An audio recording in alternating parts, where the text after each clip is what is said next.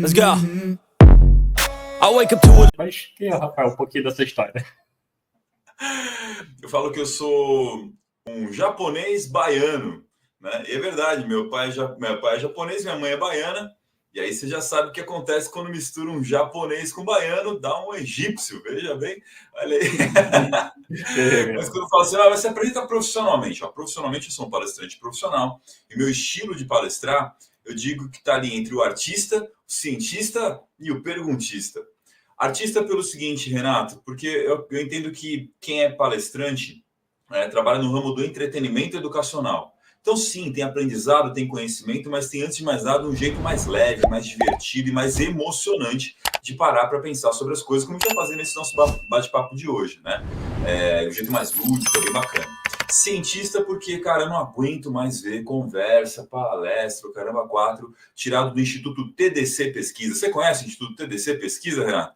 Esse eu não conheço. Eu tirei do Sovaco Pesquisa. O cara tira umas informações, você não sabe aonde. Então, assim, tudo que a gente vai trazer aqui tem fundamentação prática, científica, coisa que o pessoal já vai poder sair da nossa conversa, podendo aplicar na sua vida, no seu desenvolvimento de carreira, quem é líder, quem quer ser líder. Então, essa pegada. E perguntista, porque, assim, todas minhas palestras, já que elas se propõem a ser interessantes e úteis para as pessoas, são direcionadas para uma pergunta que provoque, que mexa com a audiência e que a gente vai construindo a resposta ao longo da nossa conversa. Então esse é meu jeitão de ser e de fazer as coisas, irmãozão.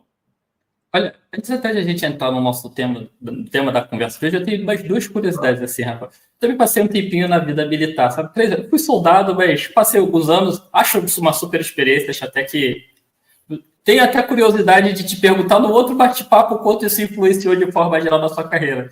Mas eu tenho uma curiosidade assim, quando que você percebeu que as pessoas gostavam de ouvir o que você pensava, sabe? E aí uma segunda pergunta, quando que você percebeu que isso era o que você deveria fazer para a vida?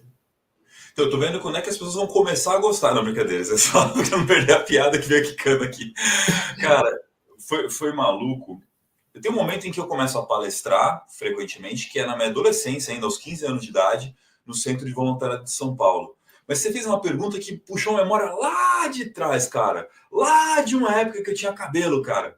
Uma época que eu era uma criança e eu tive uma professora na escola chamada professora Beth, que eu rezo todos os dias para que os alunos, para quem sabe meu filho tenha uma professora Beth como essa, que foi aquela professora que na época era a primeira série, hoje já é o segundo ano, né, que eles chamam, que era o momento da alfabetização.